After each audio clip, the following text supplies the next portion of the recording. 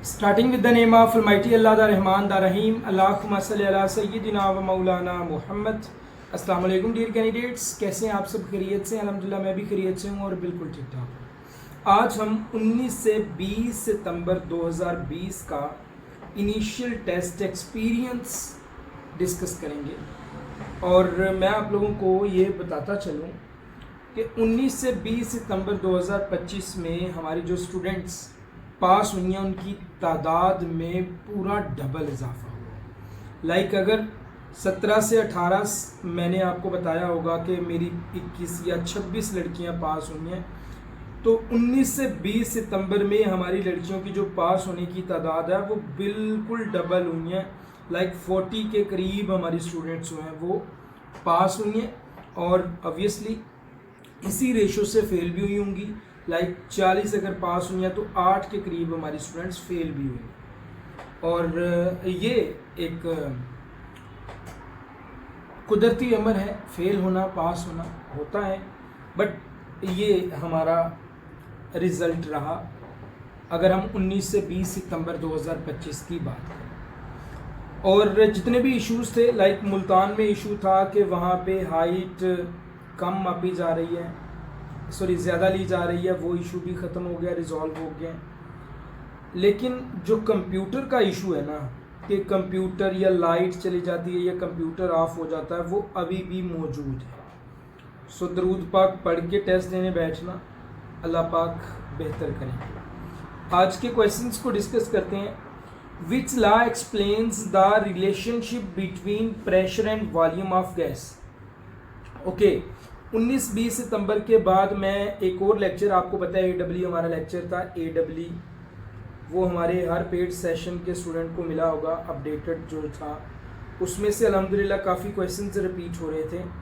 और आज 20 सितंबर के बाद मैं AW2 लेक्चर जो है ना ये भी बेटियों के साथ शेयर कर दूंगा और अल्हम्दुलिल्लाह हमारे जो स्टूडेंट्स होंगे वो सारे के सारे पास होंगे। और मुझे उम्मीद है कि 22-23 सितंबर को अगर मैं वीडियो बनाऊंगा तो वो वीडियो में जो स्टूडेंट्स पास होने वाली होंगी वो 40+ होंगी इंशाल्लाह। Okay, which law explains the relationship between pressure and volume of gas at constant temperature.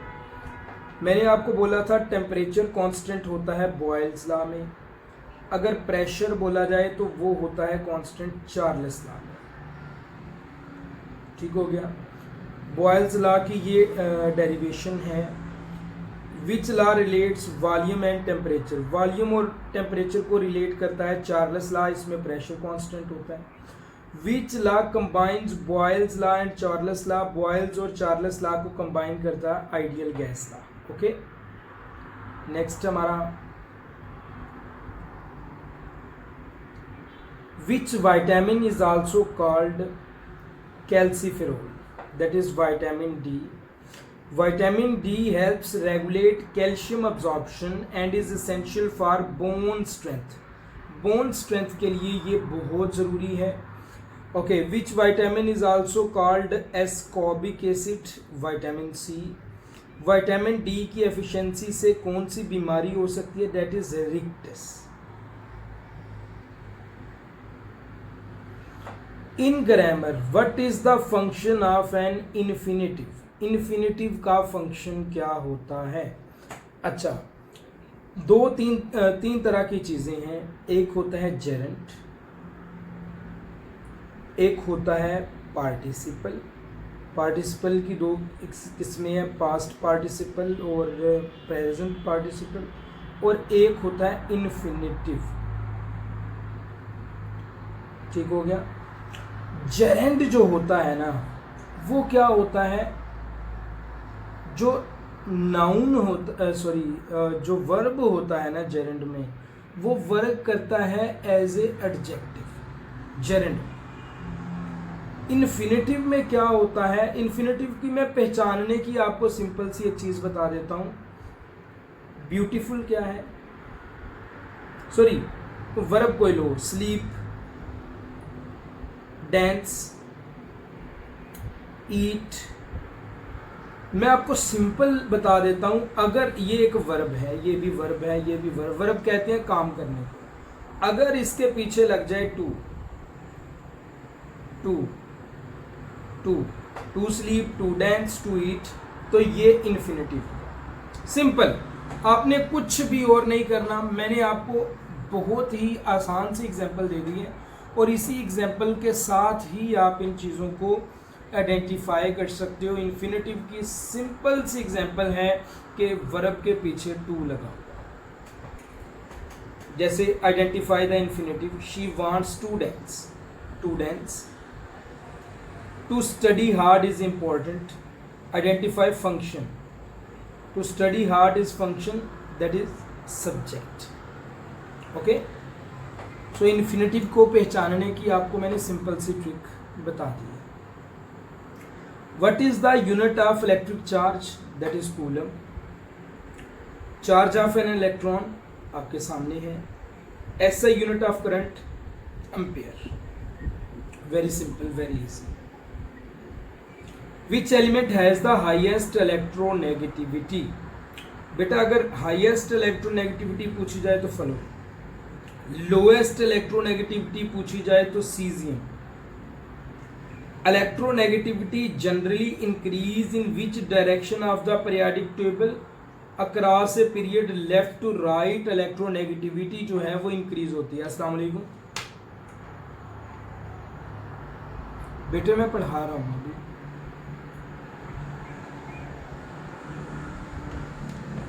Okay, next बेटा हमारा क्वेश्चन है, which part of the brain controls balance and coordination. So cerebellum brain का पार्ट है जो कि balance और coordination को control करता है। ठीक है। Which part of the brain controls heart beat and breathing. तो मेडुला ओब्लंगेटा एक पार्ट है जो कि हार्ट बीट और ब्रीथिंग को कंट्रोल करता है। Which part of the brain called the seat of intelligence, that is cerebrum। ये भी आपको आना चाहिए।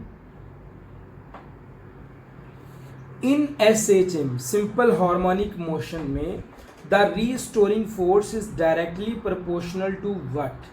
जो restoring force होती है वो directly proportional होती है किस चीज़ के बेटा, displacement के।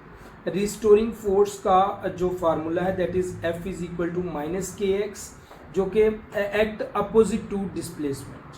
Okay okay, what is restoring force in a pendulum due to component of gravity. What is the restoring force in a spring, that is elastic force. अच्छा, कुछ गर्ल्स मुझसे कहती हैं सर हमारे पेपर में ये क्वेश्चन नहीं आए थे। देखो ये जो क्वेश्चन होते हैं ना ये मिक्स होते हैं हर सेंटर से, और मैंने एक तरतीब रखी हुई है कि मैं 20 + 40 60 क्वेश्चन हर एक्सपीरियंस में मैं बताता हूँ। जो 20 मेन क्वेश्चन होता है ना ये तो पेपर में आया होता है, ये जो रिलेटेड क्वेश्चन होते हैं ये पेपर में आ सकता है। सो इस तरह से मैंने एक पूरी तरतीब बनाई हुई है इन चीज़ों की, आप लोग तरतीब से किया करो। अब हो सकता है कि ये पेपर के क्वेश्चन रावलपिंडी में रिपीट हुए हों, लाहौर में भी आए हूँ, कराची में भी आए हूँ, हैदराबाद में भी आए हूँ, पनवाकिल में भी आए हूँ, पेशावर में भी आए हूँ। हो सकता है आपके पेपर में इनमें से एक MCQs आया हो। सो हर एक बच्ची का पेपर अलग अलग होता है, हर एक बच्ची का पेपर देखने का अंदाज अलग अलग होता है, हर एक सेंटर के में बैठे बच्चों का पेपर अलग अलग होता है। सो एक 200 के करीब 300 के करीब अगर बच्चियाँ एक सेंटर में टेस्ट दे रही हैं तो अब उन सबके MCQs अलग अलग हैं, इसलिए आपके पेपर में ये MCQs हो भी सकते हैं, नहीं भी हो सकते हैं। इसीलिए मैंने इसमें ये कोई नहीं लिखा कि 100% श्योरिटी है पेपर में यही आएंगे, ये एक्सपीरियंस है। ठीक है, आपको आइडिया हो जाए कि किन टॉपिक्स में से MCQs आ रहे हैं। हाँ, इन क्वेश्चंस की गारंटी है कि ये किसी ना किसी सेंटर में रिपीट जरूर हुआ है, आया जरूर है। ये नहीं है कि मैंने खुद से ये ऐड कर दी। Okay, which literary device is used in the sentence the classroom was a zoo. Metaphor. अब देखो ये क्या होती है metaphor. A metaphor compares two unlike things directly without using like as. Metaphor कहते हैं जिसमें दो चीजों को कंपेयर किया जाए लेकिन एज या लाइक का वर्ड यूज ना किया जाए। देखें इधर लाइक या एज का वर्ड नहीं यूज हुआ है, ये दोनों वर्ड यूज होते हैं फॉर कंपैरिजन, बट हमने ये वर्ड्स यूज नहीं किए, डायरेक्ट कंपेयर किया है। द क्लासरूम वाज अ जू, क्लासरूम जू था, चिड़ियाघर। यहाँ पे ये नहीं कहा इज लाइक अ जू, वाज लाइक अ जू, वाज एज अ जू ना, इसमें एज या लाइक का यूज नहीं किया, तो इसे हम कहते हैं मेटाफोर। ठीक हो गया। अच्छा, अब दो चीजें हो रहा है, स्माइल या पर्सोनिफिकेशन, पेपर में आ रही है ये। अगर तो हम कंपैरिजन करें, लाइक मैंने पेड कोर्स वालों को भी यही बताता है, मेरे महबूब के बाल ऐसे हैं जैसे घनी रात, तारीक रात, तो इसमें हमने लाइक एज का यूज कर लिया। ये होती है स्माइल, जिसमें हमने किसी जानदार चीज को तशबीह दी विद समथिंग एल्स जो कि नॉन ह्यूमन थिंग थे। ठीक हो गया। जो पर्सोनिफिकेशन होती है ये क्या होती है बेटा, इसमें हम किसी नॉन ह्यूमन थिंग को तशबीह देते हैं ह्यूमन थिंग के, लाइक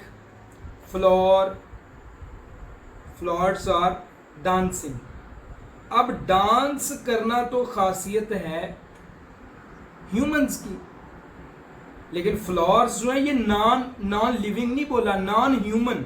फ्लावर्स नॉन ह्यूमन है, इंसान नहीं है, लेकिन जब हमने इसको तशबीह दी विद सम ह्यूमनिंग थिंग्स के साथ, लाइक डांस तो ह्यूमन करते हैं, तो ये कहलाती है पर्सोनिफिकेशन। समझ आ गई?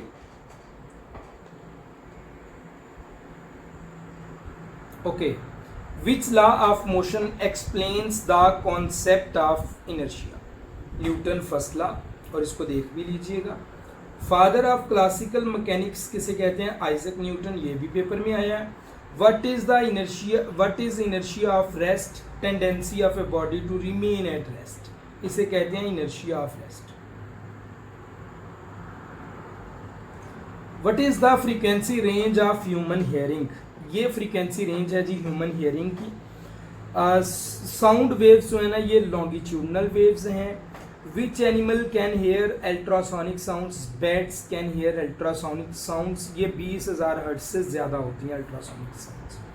अच्छा, एक चीज़ आपने मुझे बताना है, क्या साउंड वेव्स पोलराइज्ड हैं, पोलराइज्ड आर नॉट?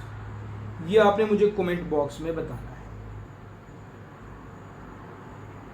इंटरव्यू की बेटा तैयारी हमारी जो है वो 15 अक्टूबर से इंशाल्लाह मैं स्टार्ट करवा दूंगा, सो ज्वाइन कर लीजिएगा ग्रुप को। ये हमारा ऑफिशियल नंबर है, free of cost preparation. Okay, which compound is known as quick lime? The calcium oxide is also known as quick lime. Slaked lime क्या होती है? Calcium hydroxide. Which gas is released when quick lime react with water? तो none. ठीक हो गया, कोई भी gas release नहीं होती। Which blood cells are responsible for immunity? कौन से ब्लड सेल्स हैं जो इम्यूनिटी के लिए रिस्पॉन्सिबल हैं? That are white blood cells. Okay, white blood cells produce antibodies, कौन सी? B lymphocytes. Which pigment is present in red blood cells? Haemoglobin.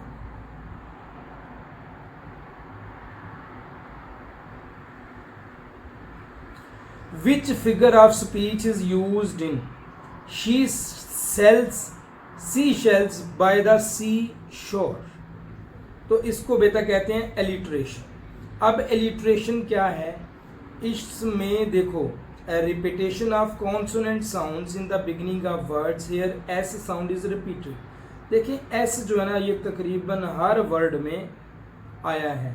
सो जब इस तरह से किसी कॉन्सोनेंट्स की, not vowels, consonants sounds A, E, I, O, U, in 5 के अलावा अगर कोई भी अल्फाबेट ऐसे रिपीट हो हर वर्ड के स्टार्ट में, तो इसको हम कहते हैं alliteration.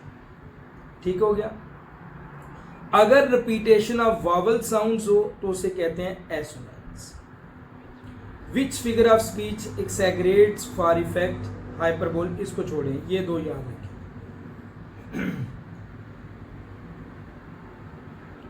Okay, what is the main function of mitochondria? That is production of ATP energy. Mitochondria का मेन फंक्शन है ही ये है क्या, production of ATP. Okay, which organelle is responsible for photosynthesis? That is chloroplast, paper में आया ये. What is the genetic material in mitochondria? Circular DNA, ये भी पेपर में आया. What is the chemical name of common salt? Common salt का chemical name क्या है? Sodium chloride, NaCl. Which acid react with NaOH to form common salt? NaOH यानी sodium hydroxide जब hydrochloric acid के साथ रिएक्ट करता है तो NaCl बनता है. NaCl का जो pH है वो 7 होता है. Which tense is used in the sentence I have finished? Has have use करते हैं प्रेजेंट में और ed फॉर्म परफेक्ट में. प्रेजेंट परफेक्ट हो गया. she had यूज करते हैं पास्ट में और gone यूज आ गया थर्ड फॉर्म परफेक्ट के लिए, past perfect. they will shall use करते हैं फ्यूचर में. have arrived, will have shall have use करते हैं फ्यूचर के लिए और arrived ed फॉर्म आ गई परफेक्ट के लिए. तो ये हो गया फ्यूचर परफेक्ट टेंस. ये तो आप लोगों को आते होंगे, बड़े आसान से हैं चीजें. Which organ in the human body purifiers blood? कौन सा ऑर्गन है ह्यूमन बॉडी में जो ब्लड को प्योरीफाई करता है? That is kidney. And what is the functional unit of kidney? Nephron. Which waste is excreted by the kidneys? Urea. These are some important questions जो कि 19-20 सितंबर के एक्सपीरियंस में मुख्तलिफ कैंडिडेट्स को आए और हम लोगों ने अल्हम्दुलिल्लाह इनको डिस्कस किया. उम्मीद है इन क्वेश्चंस की आपको समझ आ गई होगी और क्वेश्चंस में भी रिपीट हो सकते हैं, नहीं भी हो सकते, इस जैसे भी हो सकते हैं. ठीक हो गया.